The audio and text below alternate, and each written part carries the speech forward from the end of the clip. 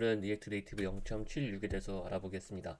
사실 이게 나온 지가 좀 됐는데 제가 경황이 없어서 지금 한번 유학을 하는 점 양해 부탁드립니다. 그래서 하이라이트부터 볼 건데요. 하이라이트는 간단하게 리액트 네이티브 유 아키텍처가 기본으로 제공된다고 합니다. 그리고 두 번째는 리액트 네이티브 데블 툴스가 좀 많이 변경된 것으로 알고 있고 메트로가 훨씬 더 빨라졌다고 합니다.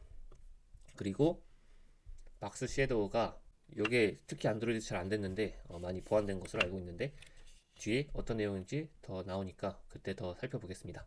그리고 브레이킹 체인지스로 그 리액트 네이티브 커뮤니티 CLI 이런 거를 이제 의존성에서 제외했다고 하고요. 그리고 안드로이드 앱이 3.8메가 정도 작아졌다고 하네요. 그리고 iOS랑 안드로이드 S키의 미니멈 버전을 향상시킨 것 같습니다.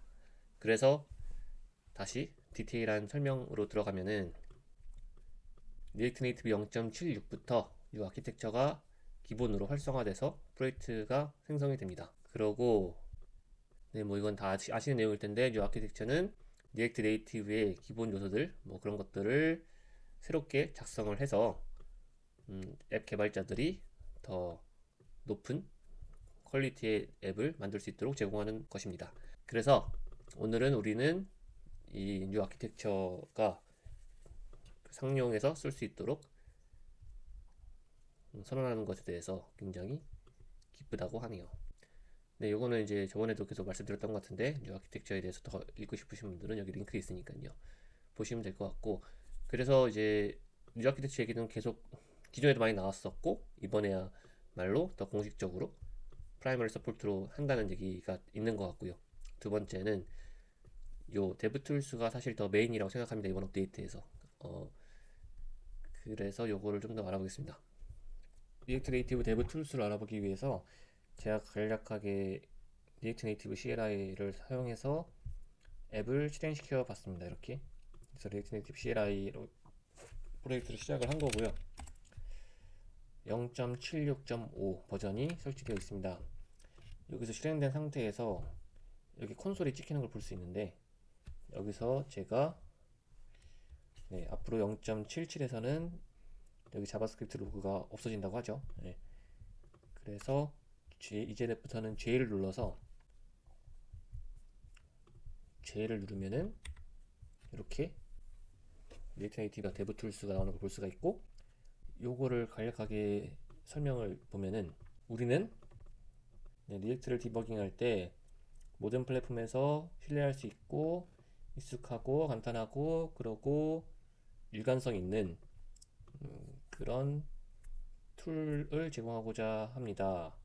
그리고 리액트 네이티브 데브 툴스는 이런 원칙들을 이제 전달하고자 하고 있고 브라우저와 굉장히 얼라인드 되어 있고 굉장히 잘 인투리트 되어 있는 그런 툴을 제공하려고 하는 것 같습니다.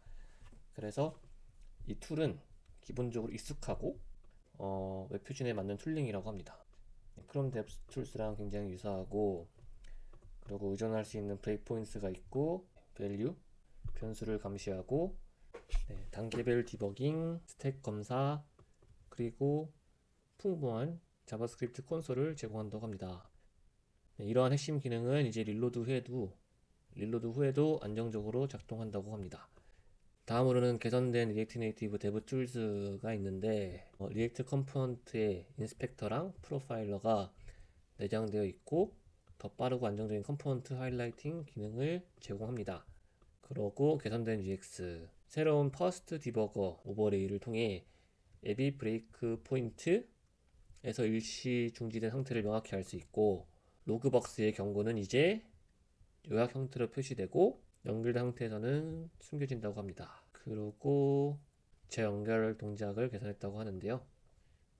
자바스크립트 브레이크 포인트가 릴로드 후에도 데브툴스가 연결이 끊겼다가 다시 연결된 경우에도 안정적으로 작동한다고 합니다. 그리고 리액트 네이티브 재빌드 이후에도 동일한 재연결이 가능한다고 합니다. 중간에 끊겼다가 뭐 재시작해야 되고 이런 필요가 없어질 것 같아요. 얘기만 들어보면은. 그리고 즉시 실행 가능하다고 하고 리액트 네이티브 데브 툴스는 기본적으로 설정 없이 사용할 준비가 되어 있다고 합니다. 제로 컨피그라고 하네요. 그래서 앱 내에 데브 메뉴에서 열거나 CLI 서버에서 J를 눌러가지고 디버깅을 할 수 있고 이제 여러 에뮬레이터와 장치를 지원한다고 합니다. 리액트 네이티브 데브툴즈는 근본적으로 이전 디버깅과는 옵션들이 다르다고 하네요. 네, 0.73에서 에스페리먼털 디버거랑은 좀 다르다고 하네요. 1년 동안 새롭게 구축된 백엔드 디버깅 스택을 사용한다고 하네요. 이게 무슨 뜻이냐면 기존의 툴링들이 좀 바뀌었고 전체적으로 훨씬 더 신뢰할 수 있는 디버깅 경험을 제공한다고 합니다. 이로 인해 이전 툴링과 호환성이 변경이 되었고 전체적으로 훨씬 더 신뢰할 수 있는 성능 패널과 네트워크 패널과 같은 더 많은 기능을 안전적으로 구현할 계획이라고 합니다. 그래서 리액트 네이티브 데브 툴스에 대해서 좀 알아보겠습니다. 이렇게 제의를 하고 나서 이렇게 웰컴 콘솔 이렇게 콘솔을 찍히는 걸 볼 수가 있고요. 이걸 릴로드를 하면은 네, 이렇게 계속 그 콘솔들이 리프레시 되는 걸 볼 수가 있고 여기 안에서 이런 백그라운드 스타일 같은 것도 콘솔로 찍어보면은 오브젝트가 아니라 풍부하게 네, 이렇게 오브젝트를 또 까서 볼 수 있는 장점들이 있는 것 같습니다. 그리고 소스에 들어가면은 네, 이렇게 소스도 까볼 수가 있고요. 여기서 제가 뭐 이런 데다 브레이크 포인트를 걸면은 렌더링 된 시점에서 저기 브레이크 포인트가 걸리는 것을 볼 수가 있습니다. 네, 그래서 다음 하면은 렌더링이 계속 되면서 다음으로 가는 걸 볼 수가 있고 그 과정에서 네, 이렇게 변수들도 까볼 수가 있는 것 같아요. 네, 이렇게 좀 풍부하게 디버깅 환경을 제공하고 있고요. 그리고 보통 이런 거를 이야기를 할 때 더 자세한 데브 툴즈에 대한 이야기가 있을 것 같은데요.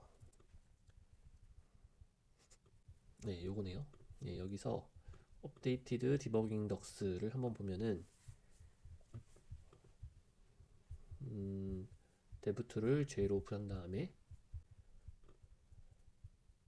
네, 여기 데브 툴즈에서 보시면 더 알 수 있을 것 같은데 콘솔을 아까 살짝 보여드렸고 브레이크 포인트까지도 봤습니다. 그리고 브레이크 포인트도 종류가 많다고 하네요.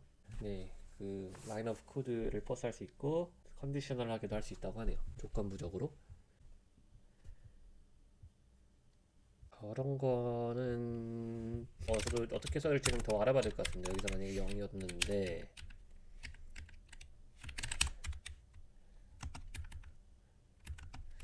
이럴 때 뭐 한다 이런 게 될 수 있을 것 같긴 한데 뭐 스니펫을 활용해서 여러 디버깅도 있을 것 같은데 제가 잘 활용해보지 않아서 현재는 어떻게 될지 모르겠네요. 그리고 메시지 컨솔이나 패싱 execution 뭐 아무튼 이런 어떤 소스들이 있으니까요 확인해 보시면 좋을 것 같습니다. 데브툴즈는 타겟 디바이스로부터 아래의 조건에 따라서 디스커넥트 될 수가 있는데 이게 디스커넥트가 된다고 했을 때 이렇게 언제든지 리커넥트 할 수 있는 버튼이 표시되는 것 같습니다. 과거에는 막 그냥 뭐 디스커넥트 된지도 모르고 그냥 하다가 알고 보니까 디스커넥트가 돼가지고 다시 번들러를 껐다가 실행시키는 경우가 많았었는데요. 뭐 바로바로 이렇게 종료가 됐다라는 것을 표시해 주는 것 같습니다. 이렇게 디버거가 한층 업그레이드 된 것을 볼 수가 있고요. 그래서 이런 어나운스먼트라던가 기타 피드백 같은 것들은 링크를 통해서 확인할 수 있는 것 같습니다. 그러고 Faster Metro Resolution 메트로가 약 15배 정도 빨라졌다고 하네요. 굉장합니다. 그래서 성능적으로 굉장히 디버깅적으로 안정적으로 되고 있는 것 같고 그리고 이 부분은 섀도우를 좀 디자인할 때 쓰시는 분들은 많이 인지하고 계실 거라고 생각하는데 박스 섀도우가 리액트 네이티브에서 굉장히 잘 동작하지 않았습니다. 그런 부분들을 수정한 걸로 보이고요. 그래서 요 MDN 더큐먼트를 보면은 여기에 스펙에 맞게 현재 지원이 잘 될 것으로 예상이 되고 있습니다. 여기서 나오죠. 그 벅쉐도우가 안드로이드에 잘 동작하지 않았었고 인셋이 되지 않았었고 그리고 스프레드도 없었다고 하네요. 이렇게 디테일하게는 몰랐었는데 이런 문제들 때문에 섀도우가 잘 동작하지 않은 것 같습니다. 그래서 뭐 섀도우가 이제는 스펙에 웹이랑 또 유사하게 스펙에 맞게 잘 동작할 수 있을 것 같아요. 큰 장점인 것 같고요. 네, 이런 필터 기능들도 제공하고 있습니다. 이런 리미테이션 아직은 존재하는 것 같은데 이런 거 참고하시면 될 것 같고 이제 브레이킹 체인지스는 이제 이 용어가 계속 자주 나오는데 프래그먼트 어거너스틱이 되고 싶다고 하네요.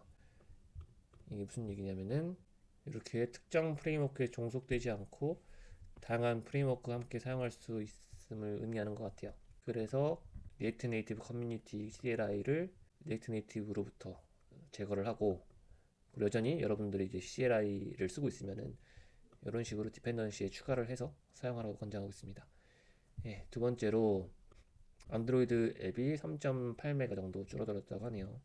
네이티브 라이브러리 멀징을 통해서 이게 가능하다고 합니다. 그래서 여러 가지 그 네이티브 라이브러리를 live native.so 요걸로 이제 그 마이그레이션을 하면서 저게 가능해진 것 같고요. 그만큼 스타트업 타임도 줄어들었다고 하네요. 약 8% 정도. 그래서 저거를 로딩하기 위해서 이런 식의 변화를 네이티브 코드에 주어야 될 것 같습니다. 당연히 업그레이드 헬퍼에도 추가가 되어 있고요. 그리고 iOS랑 안드로이드 SDK의 최소 버전이 업데이트가 됐고요. 13.4에서 15.1로 23에서 24로 올라갔습니다. 그리고 애니메이션이 좀 수정이 됐다고 하는데 리액트 루핑 애니메이션 안에 스테이트 업데이트를 하지 말라고 하네요. 그리고 기존에 이런 걸 하고 있었다고 하면은 리팩토링이 필요할 것 같습니다.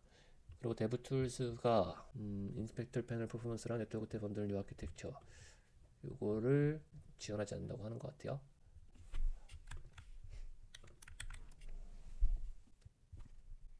네, 요거를 지원하지 않는다고 하는데 이 내용을 읽어보면 될 것 같습니다. 그리고 텍스트 엔진 always use attribute string box instead of attribute string text layout manager 요거를 사용하면 될 것 같습니다. 터브즈를 관리하시는 분이 계시다면은 요거를 사용하지 말고 요거를 사용하면 안 된다고 하네요. 여기 이제 제거됐으니까. 그래서 이렇게 0.71개는 1070개의 커밋이 들어가 있고요. 이렇게 메인 컨트리뷰터들도 나와 있습니다.